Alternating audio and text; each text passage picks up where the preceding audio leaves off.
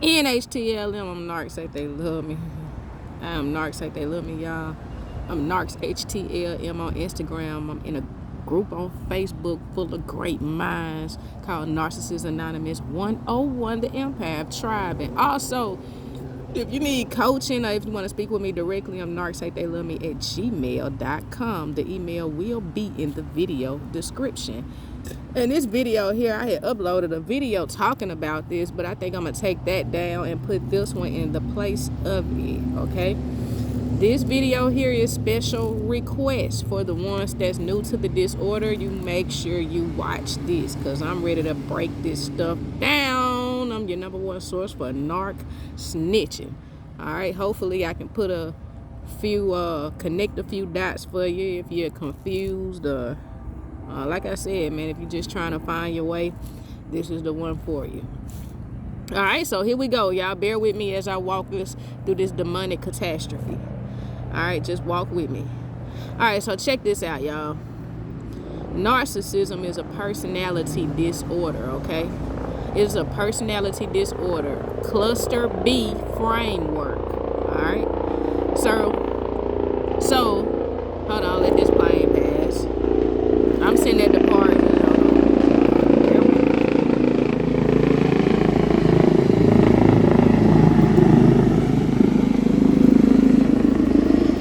all these bugs out here. I just want to sit out here and just chill. Dang. Trying to hurt nobody. Trying to help y'all. Yeah, I'm trying to help somebody. I ain't trying to hurt nobody. All right, as I was saying, narcissism is a personality disorder, all right, with cluster B framework, meaning that people that are bipolar, borderline, histrionic, they have some narcissism in them, okay? It's like the icing on the cake. Narcissism is like the icing on the cake for that stuff. So 9 times out of 10, if you had a narcissistic person, you had somebody with an actual mental disorder, all right, an actual mental disorder on top of a personality disorder. Or you could say a personality disorder on top of a mental disorder, however you want to put it, tomato. But anyway, with this personality disorder, the narcissist will walk you through 3 phases, all right? The love bomb phase, the devalue phase, and the discard phase. Now, narcissists do not discard. However, they'll make you feel as if you're being thrown away, okay? Meaning discarded, thrown away. All right, the devalue is all about making you feel less. All right, it's all about attacking your self-esteem. It's about making you question yourself and second-guess yourself. Now, before I get started with this walk, this love bomb devalue discard, what I need you to know, #1, about a narcissist, their thinking is either all black or all white. Black meaning bad, white meaning good. So you cannot be in a gray area with them, meaning in between. It can't be a lot of good and a little bit of bad in you. Nah, it's gonna be on one extreme or the other, okay? Go on my channel, I have plenty, I think 2 videos that talk about why they think like that, all right? Somewhere on my channel, both of them with whiteboards, all right? So just look at a whiteboard. Look for a whiteboard, all right? So anyway, narcissists have to idealize you first, or idealize you, right? They have to look at you in a way to where, you know, you're soft-spoken, you know what I mean? You are considerate, you're valuable, you know, you have something of value instilled in you, you know, because they're going to be pulling all kind of shit tests. Yeah, they're going to be testing you all across the board. So you have to be a person that's, you know, pretty passive and calm. You know what I mean? Not aggressive with the passive part, but just passive. You know, you're cool, you're cooling. You don't put up much of a fight, right? And so they seek out this certain kind of target here that I just described, right? A people pleaser, somebody that feel guilty for not saying no. I mean, yeah, for saying no. I'm sorry, for saying no. So anyway, the love bomb starts, and because they've idealized you, you're all good in that sense, right? You're all good, so this means you're all white, right? And in this love bomb phase, they're going to give you a lot of attention. They're going to give you a lot of time. They're going to be calling. You guys are going to be dating. You're going to feel like you met your soulmate. Right? You're going to feel like you met your twin soul, your soulmate. They're going to tell you things like this. They're going to future fake with you, right? They're going to say, hey, I'm looking to get married. You know, you're the perfect person. And you're going to be soaking all this stuff in now.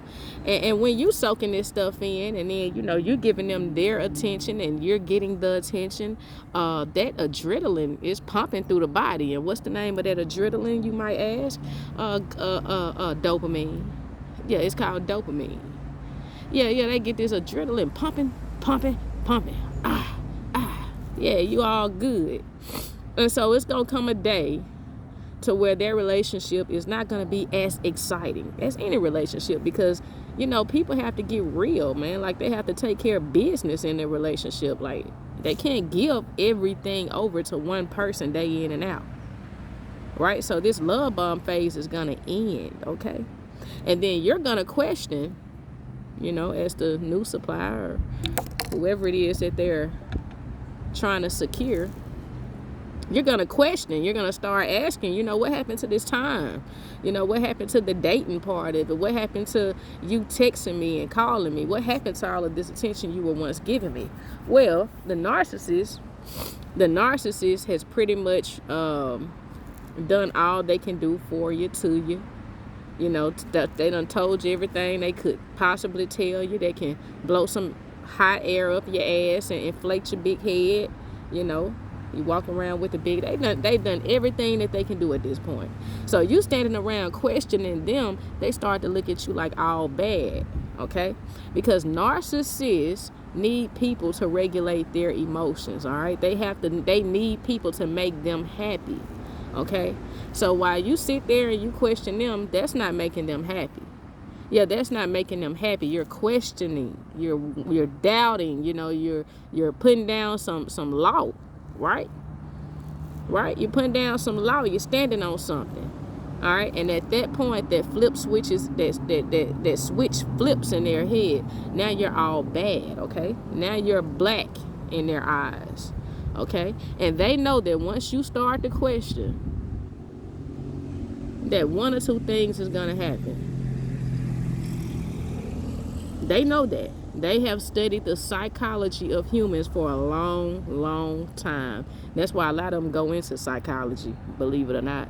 But anyway, so they know that it's going to come a day to when you're going to get sick and tired of them and you're going to go elsewhere. You're going to dump them. You're going to move on. So they got to do a little trauma bonding with you, okay? They got to do a little push and pulling with you. They got to break up with you, make up with you, break up with you, make up with you, right? They got to future fake too, right? Those makeup and breakups, because they don't want you to go too far. And see, you're going to be thinking that, hey, the person that I met in this love bomb phase, this is the person that I'm trying to get back to. So you're looking at their potential and you're going in and out of that thing, right? And so once they start looking at you all bad, they also start to see a lot of the characteristics that they have. They start to see that within you. Yes, they start to see that within you. Okay, they start to see themselves within you, and they hate themselves. So in return, they hate you. They hate what they're seeing, okay? It's about the person. It's not about the actions. It's about the person, all right? So then they're going to start to belittle you, start arguments just out the blue, telling you that you've done things you haven't done. Yeah, telling you you've done things you haven't done. They're going to start to gaslight you. Look up these tactics, guys, because all of these tactics keep the narc game going. The mirroring, they tend to do that in the first phase. And then you have the projection, when they know that they've done something, but they put it off on you. You know what I mean? Like, you've been entertaining more people when they know that they have. You know, that's just the truth. But, you know, they have to play with your mind, right? They have to play with your mind, okay? They got to keep you under control here. All right. Gaslighting, This is the big thing about gaslighting is every disagreement turns into an argument, right? You feel like you're being, you have to defend yourself. It's a couple of them, all right, that they use. Silent treatment, the ghosting. All right, these are things to make you work harder. These are tactics to make you work harder and harder. What's wrong with you? Why you acting like that? Why you treat me like that? It's to get you, knock you off cue. All right. So let me go on. So they're going to see themselves within you. You're all bad. All right. Now, your day to be thrown out the door is any day now. But a narcissist will not just throw you out. They will not just throw you away. They're going to make you feel like they've thrown you away, when really all they did was just set you on a shelf as if you're an object with many other objects that they have sitting there, and they've been sitting there over time and time, time only tell, what happened before you and what's bound to happen. All right. Because usually when you get devalued, when you start to get devalued, they're already talking to somebody else. They're already entertaining somebody else. Okay. And so let me go back to this devalue thing also. This devalue thing, like I said, when a relationship gets boring, when it starts to, it's not as exciting as it first was. It's just not that exciting, right? In any relationship, this is how it goes. So this place, when you're bored or whatever, this is your safe place, right? This is your rest place. This is where you can go and regroup. Narcissists cannot do that. Narcissists cannot go somewhere and regroup. All right, they don't have that safe place. They have to continue to seek more people, more targets, so that they can feel like they're in control. You know what I mean? Like they're superior. They have an actual identity, and they have some self-worth. All right, so they don't have that ability to enjoy a safe place like you do, right? If you're looking at the video. So now they're gonna make you feel like you're discarded, right? Like I said, you're just sitting on the shelf. Yeah, you're just sitting on the shelf, and they may block you.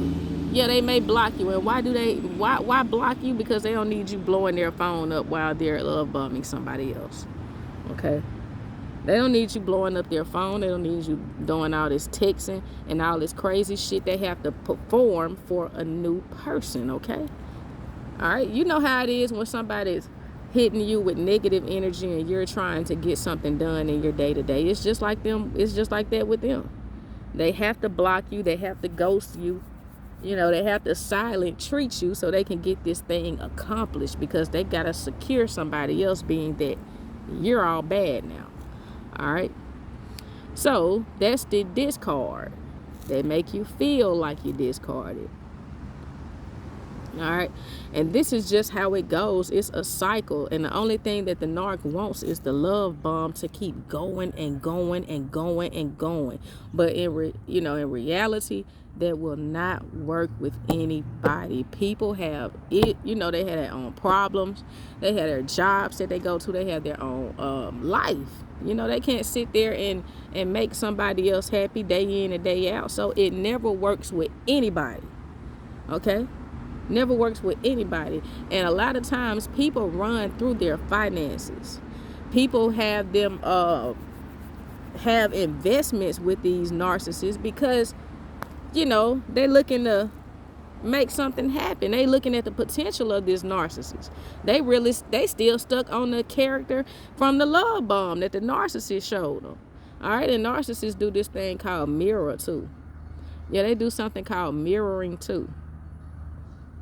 All right, and in my perspective, that mirror can come one or two ways. All right, or both. Just depending on how calculated they are. Mirroring can come from previous supply, previous people that they've dated, that they've been, blown away by, or, somebody that's really interested, somebody that's kind of, really blown their mind, you know, and they kind of obsess over this person, they can show traits to the new person, the new target, you know, that they're targeting. Also, they can study you for quite a couple of dates or so. Yeah, a couple of dates or so.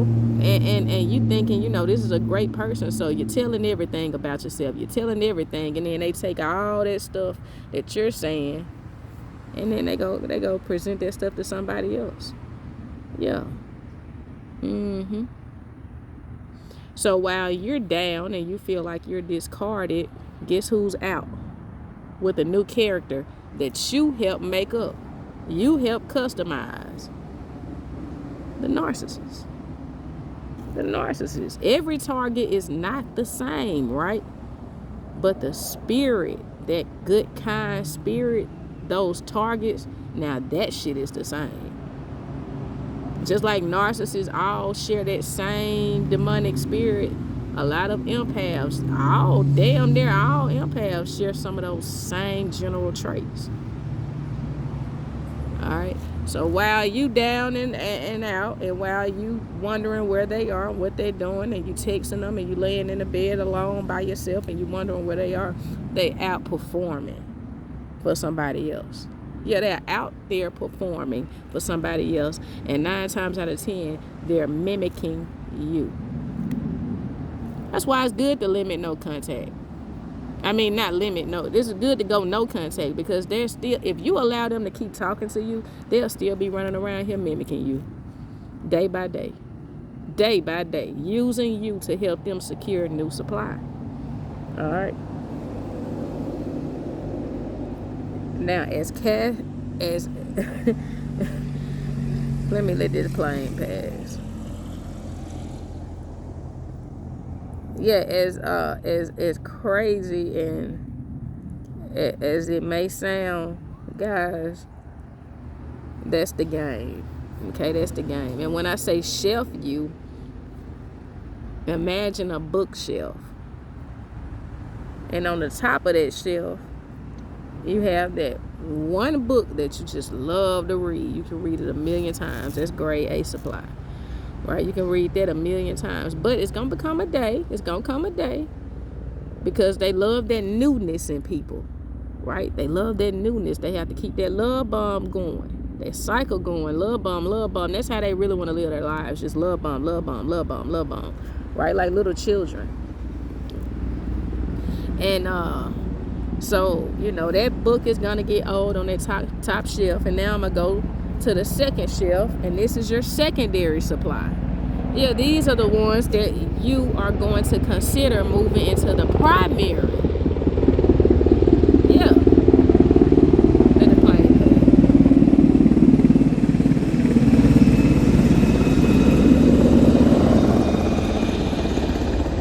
Yeah, you're going to consider moving some of those books on that second shelf over into the first shelf, the top shelf, where the grade A is, where the primary is.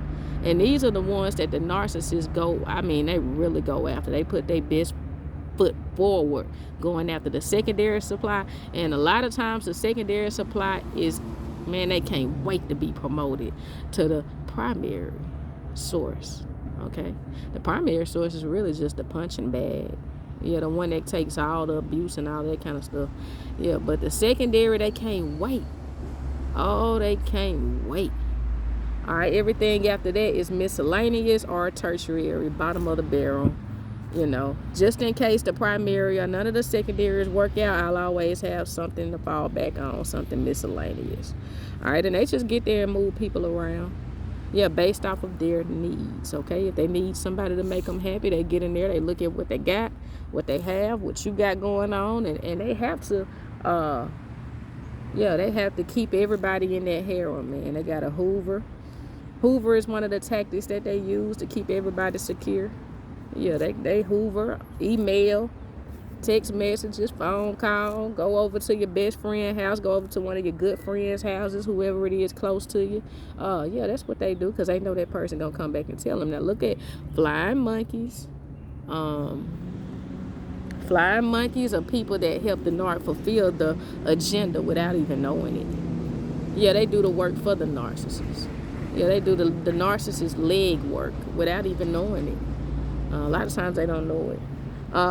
And everybody's there to enable. The only thing that the narc wants to do is to continue to operate in the disorder by any means necessary. Remember, they don't care about everybody else's feelings. They don't care how long they've been with a primary supply, if they've been married to you, if they have kids by you. The only thing they want to know is how can they make themselves happy.